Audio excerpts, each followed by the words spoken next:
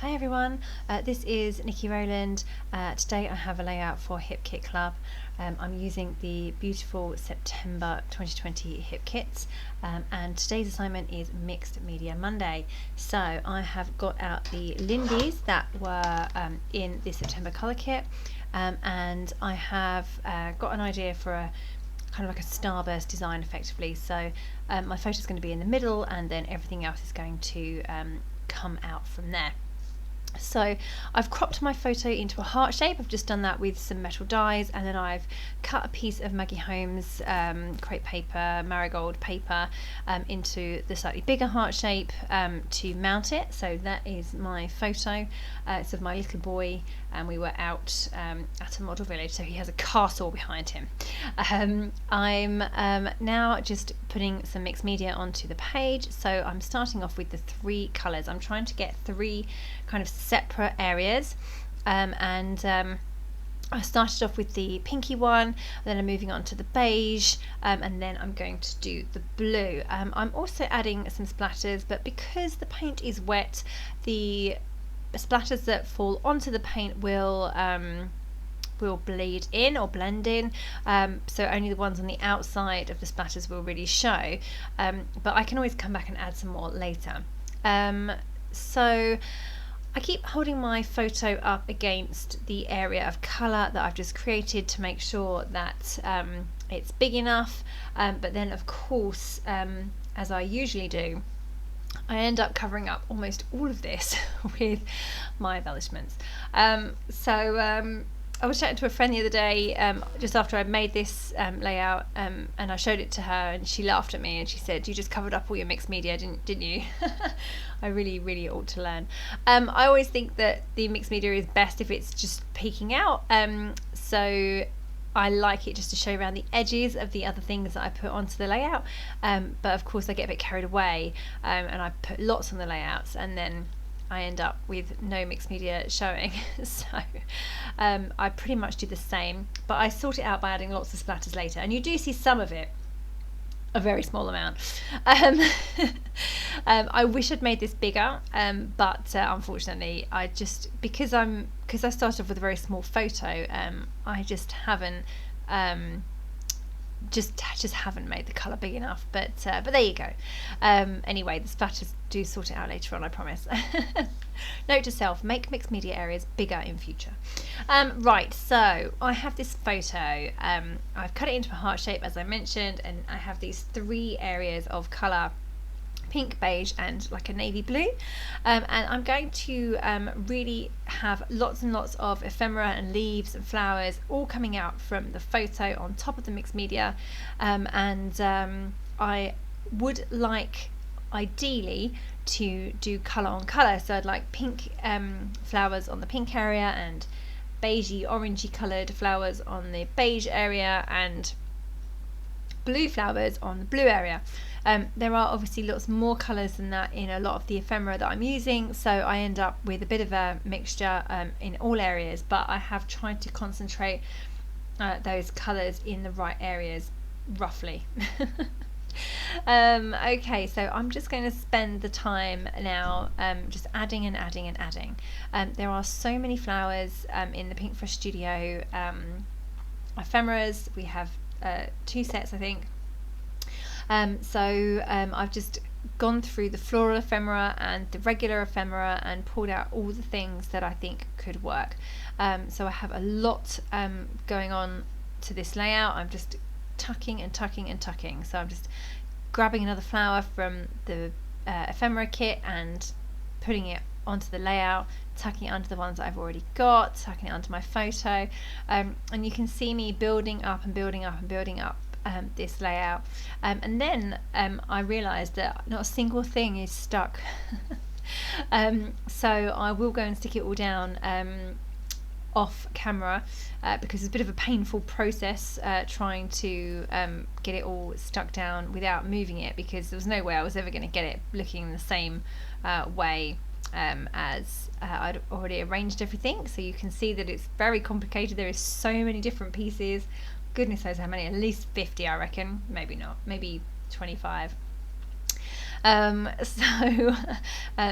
I'm still going. You can see this layout was actually super duper easy. Even though it looks ridiculously complicated, it's not. It was just a case of pick up a flower, poke it in. So really super simple. Yeah, I just carried on and carried on and carried on. And then I get to this point where I realise that not a single thing is stuck down, and I have this mammoth task of attempting to get everything stuck down. So the way I approached it was to start from the outside and stick the flowers and things that weren't kind of attached, so you can see there's a few floating around, to stick those down first and raise them up on foam pads. And then I kind of went around the outside edge, all the flowers that were poking out and the leaves that were poking out, I just lifted up gently and put a foam pad underneath. And that basically stuck the whole of the outside layer down. And then I moved things off of my photo that were on my photo, because I can always add those later. And I picked up my photo and I added loads of tape to the back of the heart-shaped photo. And I just stuck that down, pressed it down onto the middle of the, it's almost like a wreath, isn't it? So I stuck it down into the middle, and that picked up loads more. So another whole layer really. So by doing that, I then turned that over and secured it with tape, added more foam pads, and then I just checked if there was anything else that wasn't stuck, and at that point it was easy to pick up the last bits and stick those down, get those stuck in place. And then I could turn back over my heart with the other layer of flowers on, and stick that back in the middle. So yeah, it wasn't too bad. It took a while. It took like 25 minutes or something to get everything stuck down. So that's why I didn't make you watch me do this on camera. I did turn off and did the sticking off camera. So just to the right of my photo, I've got a little house.